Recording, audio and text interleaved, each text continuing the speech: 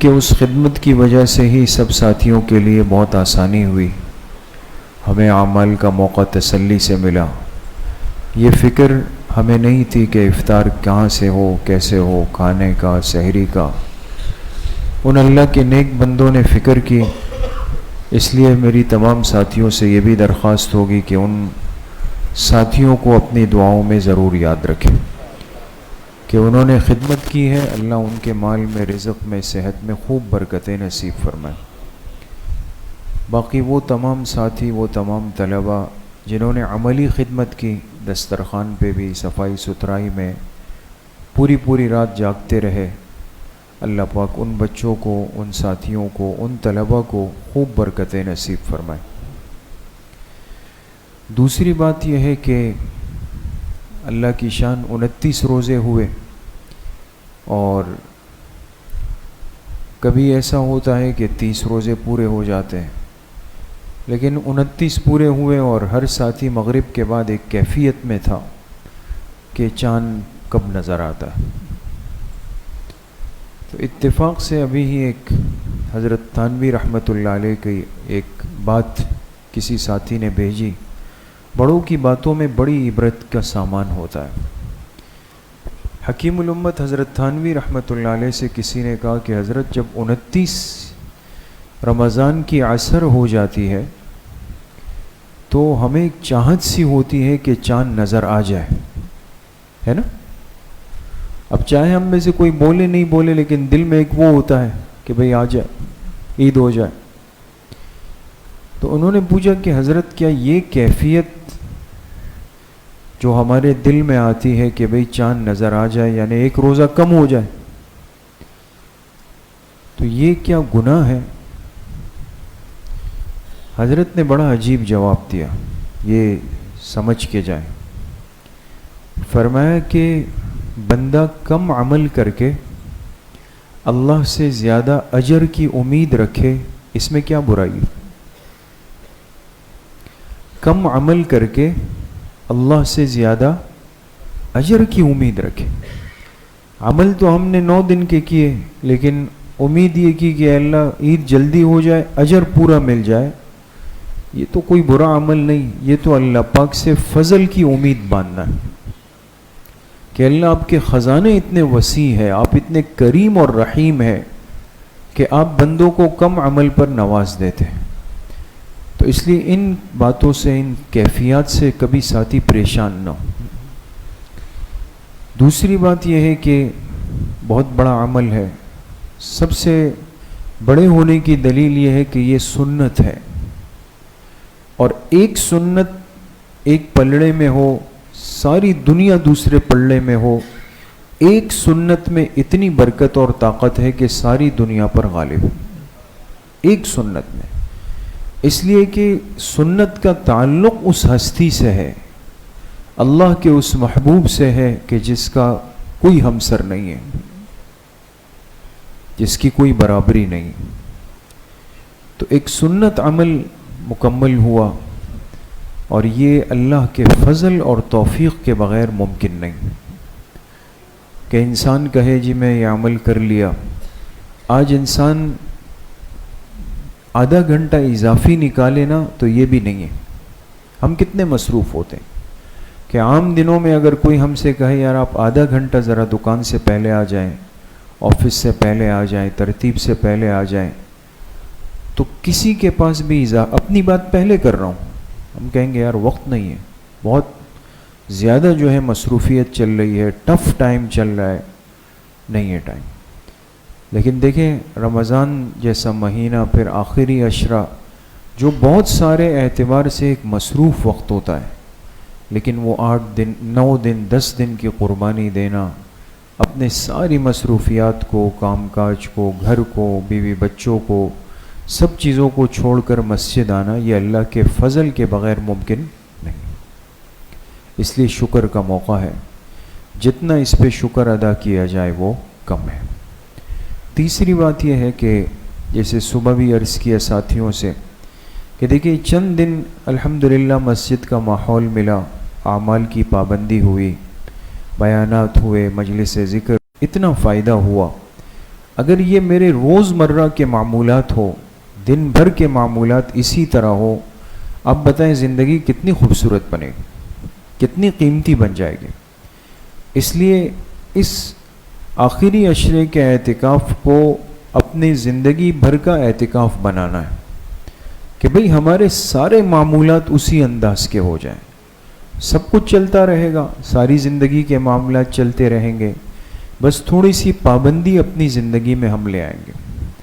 یہاں سے جانے کے بعد خدا نخواستہ ایسا نہ ہو کہ ساتھی نمازوں سے کٹ جائیں، مسجدوں سے غائب ہو جائیں، بس کل نظر آئے اور پھر پتہ ہی نہیں کہ وہ ساتھی کہاں گئے۔ یہ نہیں ہو، یہ ایسا بالکل نہ ہو۔ لہٰذا جتنی پابندی رمضان میں ہوئی، اعتکاف میں ہوئی، اتنی ہی پابندی اللہ سے مانگ کر جائیں کہ آج کے بعد جس وقت تک زندگی آپ نے رکھی ہے اس دنیا میں، کوئی نماز میری جماعت سے اپنے ارادے اور اختیار سے ضائع نہیں ہو۔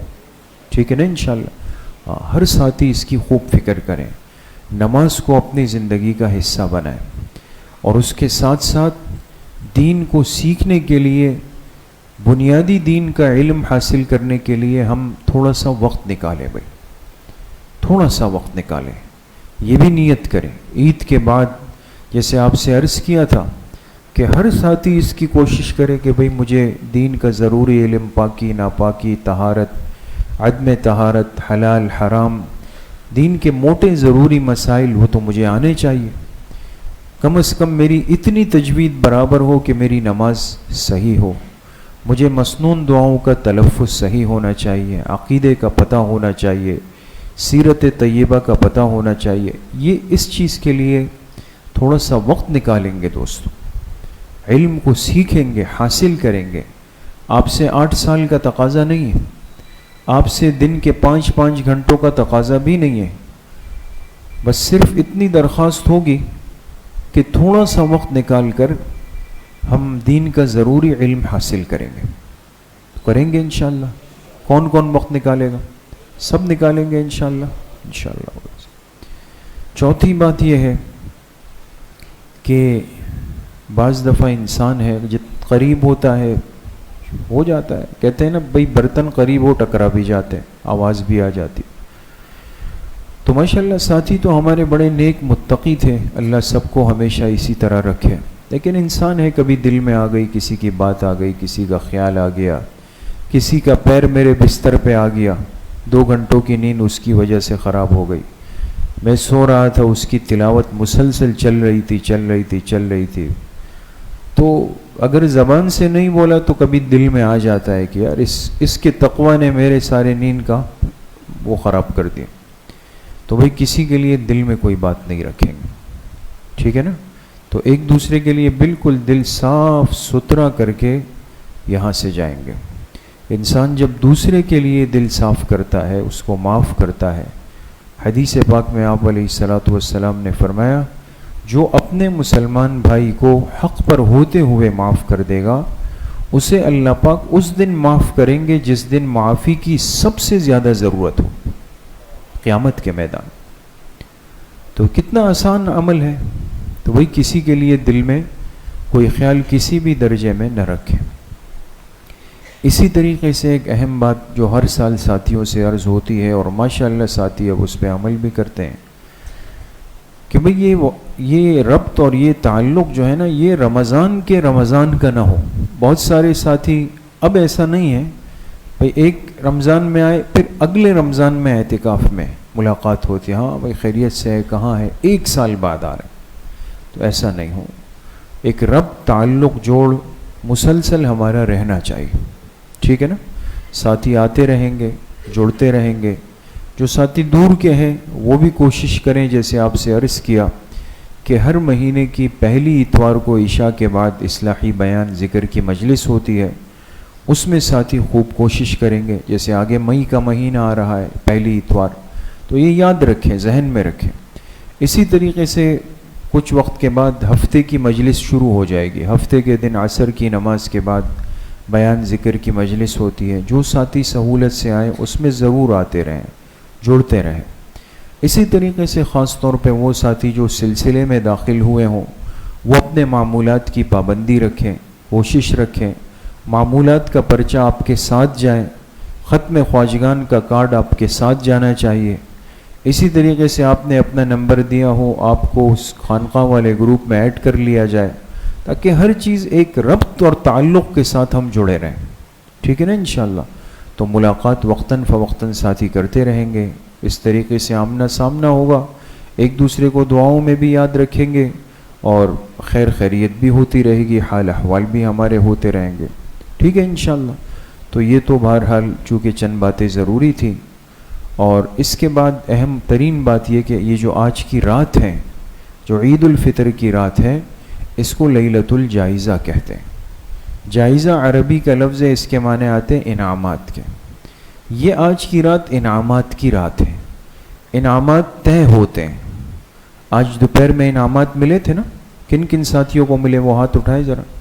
دیکھیں بھائی، باقی ساتھی دیکھ لیں. آج دوپہر میں معتکفین کو انعامات بھی ملے، انہوں نے محنت کی. تو آج کی رات اللہ پاک انعامات لکھتے ہیں کہ کس کس کو انعام ملے گا. اللہ پاک بڑے راضی ہوتے ہیں، خوش ہوتے ہیں، انعامات کے اعلانات ہوتے ہیں. تو یہ رات بڑی قیمتی ہے لیلۃ الجائزہ. یہ ضائع کرنے کی نہیں ہے کہ ساتھی کہے یار 10 دن یہاں تھے، چلو بھائی اب جائیں گے اور گھر میں کھانا کھا کے پھر سیدھا مارکیٹ نکلنا ہے اور جا کے پھر فجر تک جو ہے نا وہ مارکیٹ میں گھومنا ہے. کوئی ساتھی مارکیٹ نہیں جائے گا، الا یہ کہ کسی کو بہت عذر شدید ہو، کوئی مسئلہ ہو، ضرورت کی چیز لینی ہو، لیں اور سیدھا گھر آئیں. تو یہاں سے فارغ ہو کر جب گھر جائیں، گھر والوں سے ملاقات کریں، ان کو اپنے 9 دنوں کی کارگزاری سنائیں. کیا کیا آپ نے 9 دنوں میں؟ کھانے سے فارغ ہو جائیں، تھوڑا آرام کا تقاضا ہو آرام کر لیں غسل کر کے، پھر جو ہے واپس مسجد آ جائیں. یہ رات بھی کوشش یہی ہونی چاہیے، اگر ہمت ہو تو پوری رات ہی مسجد میں گزر جائے. پوری رات اگر کوئی ساتھی ہمت کر لے، اور اگر پوری رات نہیں تو کم سے کم اتنا کر لیں ساتھی کہ فارغ ہو کر آ جائیں. 2 ڈھائی 3 گھنٹے مسجد میں دے دیں. اپنے تہجد ہے، صلاۃ التسبیح ہے، تلاوت ہے، تسبیحات ہے، دعائیں ہیں، تسلی کے ساتھ مسجد میں کر کے پھر گھر چلے جائیں. اور تیسرا آخری درجہ پھر یہ ہے کہ اگر مسجد آنا مشکل ہے، ساتھی دور ہے، اپنے محلے کی مسجد میں چلے جائیں. وہاں بھی نہیں تو گھر میں اپنے معمولات لازمی پورے کریں. مقصد یہ رات بڑی قیمتی ہے. یہ ایسا ہے جیسے ایک انسان لائن میں لگائے کاؤنٹر پہ آیا اور پھر واپس چلا گیا، وہ ساری محنت ہوا ہو گئی. تو انعامات طے آج ہوں گے، کل یوم الجائزہ تقسیم کل ہونے اللہ کی طرف سے. ٹھیک ہے نا؟ تو آج کی رات قیمتی، کل کا دن قیمتی. تو بالکل کوئی ساتھی آج کی رات کو ضائع نہ کریں، کل کے دن کو ضائع نہ کریں. تو جیسے عرض کیا، یا تو کوشش کریں جا کے نہا دھو کے کپڑے بدل کے ملاقات کر کے کھانا کھا کے پھر مسجد آئیں پوری رات، یا پھر رات کا اکثر حصہ، یا پھر کم از کم گھر کے اندر خوب معمولات کے اندر گزار لیں. ٹھیک ہے؟ پھر کل عید کا دن ہے، فجر کی نماز سے پہلے ہی کوشش کریں، اس لیے کہ اب عید کی نمازیں ہمارے ہاں بہت جلدی ہوتی ہیں. تو عید کی تمام سنتوں کو ہم زندہ کر دیں، پاک صاف ہو جائیں، زائد بالوں کی صفائی، ناخنوں کی صفائی کر لیں، اور صاف ستھرے کپڑے پہن لیں، سرما لگا لیں، عطر لگا لیں، کپڑے پہن کر پیدل کوشش کریں چلتے ہوئے آ کے عید کی نماز پڑھیں. جس راستے سے آئے ہوں واپسی دوسرے راستے سے کر لیں. یہ سب دیکھیں عید کی سنتیں اور عید کے آداب ہیں، اور یہ ایک مومن مسلمان کی زندگی میں نظر آنے چاہیے کہ بھئی یہ سب باتیں ہمیں سیکھنی ہے، میرے علم میں ہے، میں اس پہ عمل بھی کر رہا ہوں. ٹھیک ہے؟ اسی طریقے سے اگر کسی ساتھی نے اپنا صدقۃ الفطر نہیں دیا، جو بالغ ساتھی ہے، بڑے ساتھی ہیں، وہ لازماً کوشش کرے کہ آج کی رات یا کل کی عید کی نماز سے پہلے اپنا صدقہ فطر ادا کر دیں، تاکہ ضرورت مند اپنی ضرورت کا کام وہ کر سکے، سب چیزیں کر سکے. ٹھیک ہے انشاءاللہ. اور آخری بات یہ ہے کہ اب جب رخصت ہوں گے یہاں سے، تو اس طرح نہیں جائیں کہ بس اپنا بیگ اٹھایا اور یہ جا وہ جا. اب ظاہر سی بات ہے کہ اگر اتنے دن ایک جگہ ہم رہیں، بستر میرا بچھا ہوا تھا، سب چیزیں دستیاب تھی، ساتھی خدمت کر رہے تھے، اب جائیں تو بھئی میں اپنے پورے نظم کے ساتھ صفائی ستھرائی کر کے جاؤں. اوپر کے ساتھی اوپر کے امیر صاحب کے ساتھ جڑ جائیں، نیچے کے ساتھی نیچے کے امیر صاحب کے ساتھ جڑ جائیں. دیکھ لے بھائی سب چیزیں ہٹ گئی، پردے ہٹ گئے، منزل صاف ہو گئی پوری، لائٹیں بند کر دیں، اپنا اپنا بیگ سامان سمیٹ لیں اپنے ساتھ اور پھر ذکر کرتے ہوئے گھروں کو جائیں. ٹھیک ہے نا؟ ایک نظم والی زندگی محسوس ہو کہ بھئی واقعی یہ اعتکاف والوں کی تربیت ہوئی ہے، محنت ہوئی ہے. ہمارے پاس چونکہ علماء آتے جاتے ہیں تو انہوں نے پوچھا بھئی کتنے ساتھی بیٹھے ہیں؟ میں نے کہا ماشاءاللہ سنت اعتکاف میں 72 ساتھی بیٹھے ہیں، نفلی اعتکاف میں پھر مزید 8 ساتھی آئے، 80 ساتھی اس سال انشاءاللہ اعتکاف میں تھے. یہ مفتی صاحب کی برکتیں ہیں، اللہ ان کی کامل مغفرت فرمائے. تو بعض دفعہ بڑی شکایات ہوتی ہے مساجد والوں کو کہ جو ہے وہ معتکفین بات نہیں مانتے، شور کرتے ہیں، اعمال نہیں کرتے، گندگی کرتے ہیں، یہ وہ. اللہ کا شکر ہے مجموعی طور پہ یہاں ساتھی بہت اطمینان اور ترتیب کے ساتھ چلتے ہیں. کچھ کمی کمزوری تو انسان میں ہے، اس کی فکر کریں گے کہ اس کی بھی اصلاح ہو جائے. ٹھیک ہے انشاءاللہ.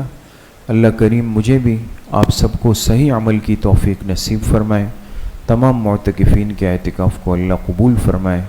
وآخر دعوانا ان الحمدللہ رب العالمین. فجر کی نماز انشاءاللہ 5:45 بجے ہے، اعلان جیسے ہوا تھا.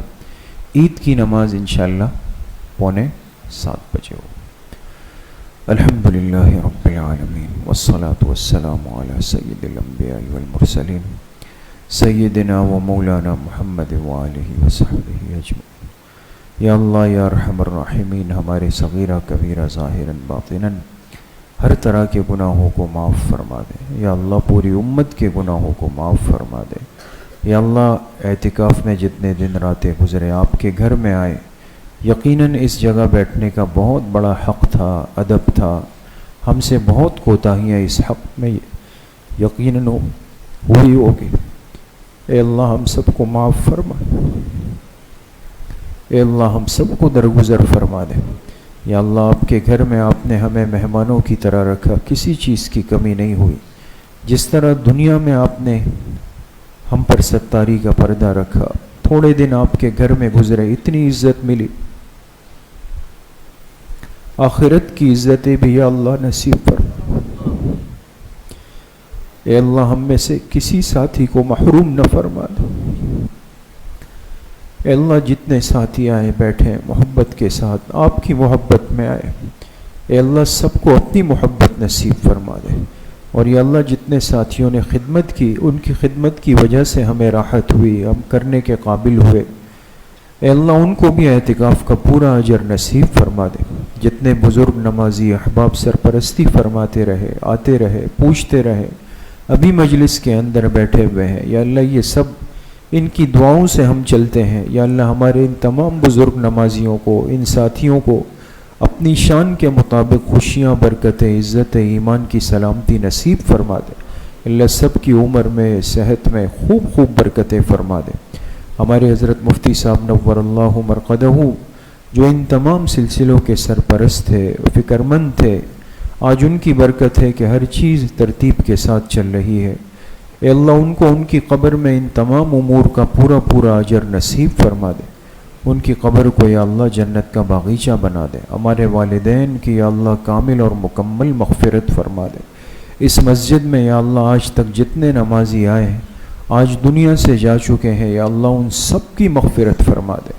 یا اللہ اس لیلۃ الجائزہ کی برکت سے کل امت کے مرحومین کی مغفرت فرما دے. یا اللہ آپ کے خزانوں میں کمی نہیں، آپ کے جنت کے اندر کمی نہیں، آپ کی وسعتوں میں یا اللہ کمی نہیں.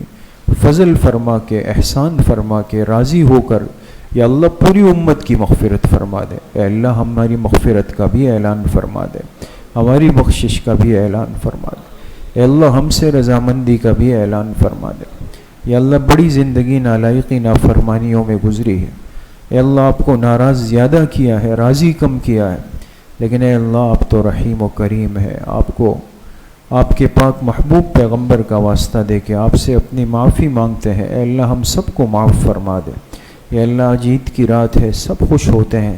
اے اللہ آپ بھی ہم سے خوشی کا اظہار فرما کے ہماری مغفرت فرما دے، ہماری بخشش فرما دے. اے اللہ غزہ اور قبلہ اول کے مظلوم مسلمانوں کی مدد فرما دے. اے اللہ ان کی حفاظت فرما دے. اے اللہ ان کو آزادی کی نعمت نصیب فرما دے.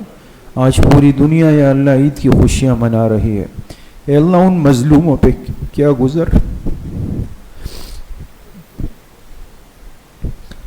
اے اللہ ان مظلوم مسلمانوں کی مدد فرما دے، اے اللہ ان معصوم بچوں کی حالت پہ رحم فرما دے، ہم آپ کی آزمائش کے قابل نہیں۔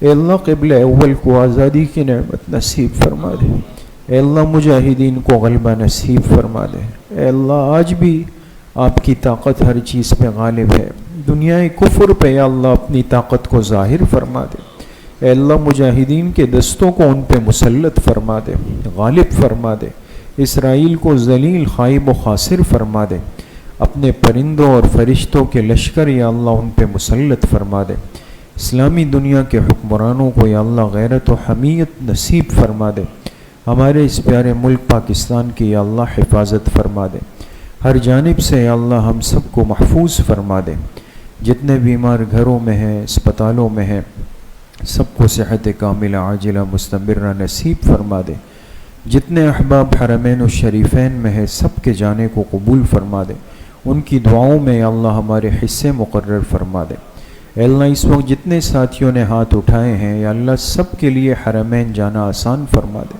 اے اللہ عمرے اور حج کی سعادت بار بار نصیب فرما دے، جلد از جلد نصیب فرما دے، اے اللہ وہاں کی صبح، وہاں کی شام، وہاں کی نمازیں، وہاں کی اذانیں ہم سب کو نصیب فرما دے، یا اللہ جتنے مرحومین مرحومات دنیا سے چلے گئے سب کی کامل و مکمل مغفرت فرما دے، ہماری اس مسجد کو اور یہاں چلنے والے تمام سلسلوں کو اخلاص کے ساتھ قبول فرما دے، قیامت تک سب سلسلوں کو جاری و ساری فرما دے، مسجد کو پہلے سے کئی گنا بڑھ کر آباد اور شاد فرما دے، یہاں وسعت کے اسباب غیب کے خزانوں سے نصیب فرما دے، حاسدین کے حسد سے، باغزین کے بغض سے، شرارت کرنے والوں کی شرارت سے، نظر بد لگانے والوں کی نظر بد سے، ساحرین کے سحر اور جادو سے، پیٹھ پیچھے بری تدبیریں کرنے والوں کی بری تدبیروں سے، یا اللہ ہم سب کی اور ہمارے گھر والوں کی، ہماری نسلوں کی کامل درجے میں حفاظت فرما دے، ہم سب کا خاتمہ بالایمان و بالخیر نصیب فرما دے، ہماری دعاؤں کو اپنے فضل و کرم سے، فضل و رحمت سے اپنی بارگاہ میں قبول و منظور فرما دے، وصلی اللہ وسلم علی نبینا محمد وآلہ وصحبہ اجمعین برحمتہ۔